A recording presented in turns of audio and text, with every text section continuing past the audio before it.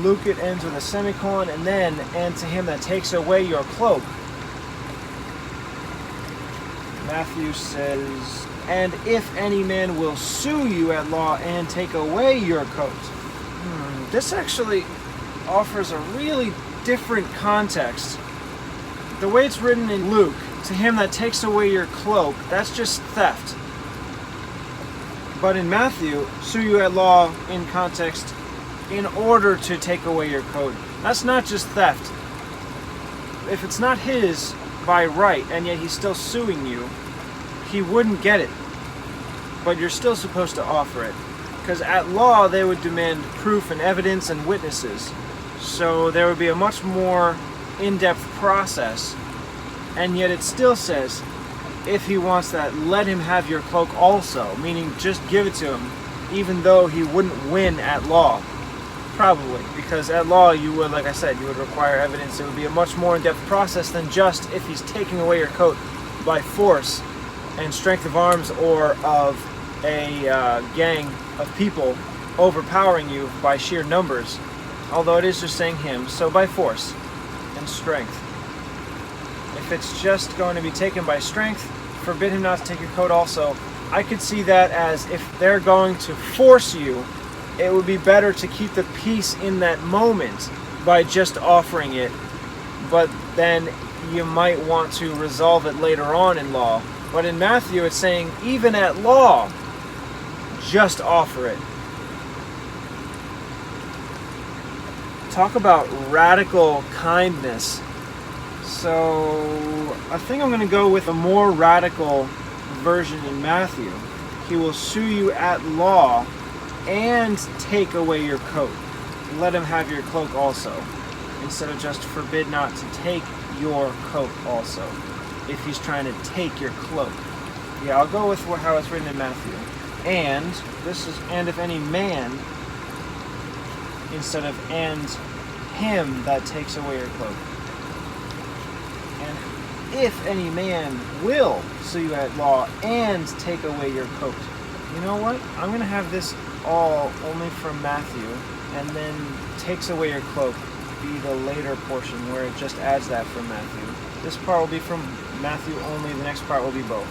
And if any man will sue you at law, then from both, and take away your coat.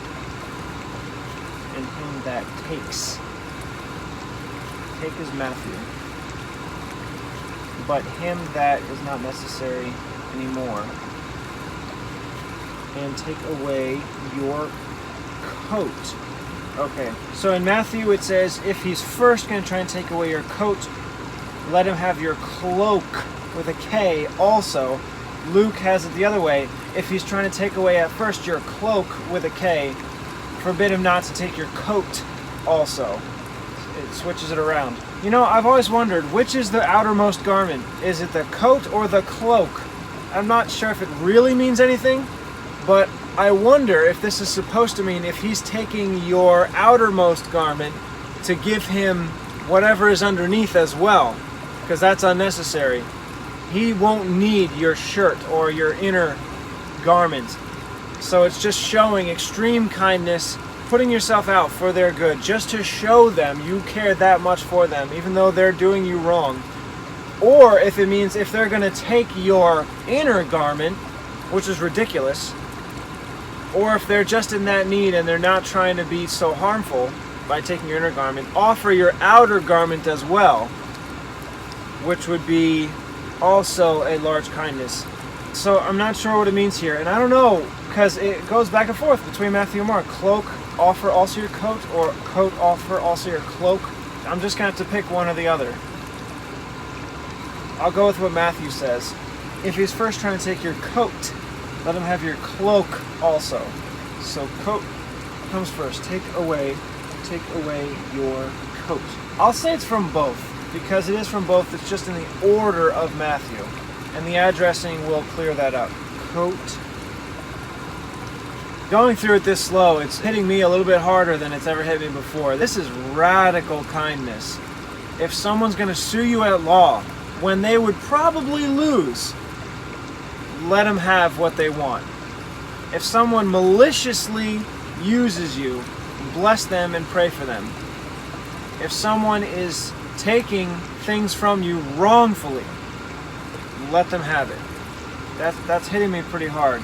I really wonder about all the rest of what God was calling Israel and the people to do. That He wants judgment. He wants justice. He doesn't want people to be treated unjustly and shamefully and harmfully and be taken advantage of. So I really wonder about the implications of this and how God leads people and led Israel and called Israel throughout all the rest of the Old Testament, that He wants justice and righteousness. I don't think He's calling everyone to just submit to evil all the time. I don't think that's what He's saying. I believe in this scenario, turn the other cheek. It's not eye for an eye, tooth for a tooth. If He's trying to take from you wrongfully, offer something in the spirit of mercy and loving kindness. I think what He's saying is that instead of being a victim, but also on the other side of the spectrum, instead of seeking revenge, you need to be in the middle, which would be forgiving kindness for the sake of showing them love. Somehow still, though, because of the context of the rest of the Bible and God's words to Israel, still not being a victim and accepting and allowing and supporting evil and abuse and injustice. It's a very fine line. Let me get back to it. Luke says, forbid not to take your coat also. Matthew says, let him have your cloak also. So forbid not or let him. Let him have or forbid not. Forbid means don't say it cannot happen for you to take more. If they want more, allow it. But let them have.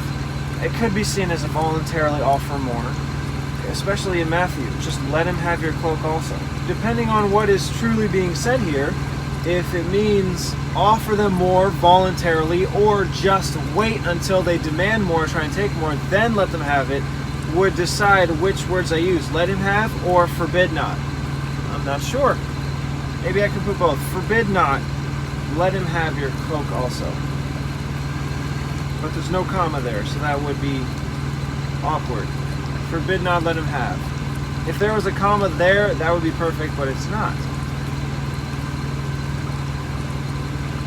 You know what? I think that because forbid not is more specific, and I'm not sure about which meaning is clear, I think I want to go with the less specific wording, let him have. Just to leave it open for interpretation. Because if I just say forbid not, that might lead everyone to believe that you should not voluntarily offer more, when that could be the meaning. So I'm going to leave it in the more vague wording. Let him have your cloak also? Yeah. Your is in italics on both, but the rest is only from Matthew. Let him have your from both. And then I am going to go with cloak, because the order from Matthew. Cloak also, not coat also. Oh, that's right. Both coat and cloak are going to be orange, because those words are both there.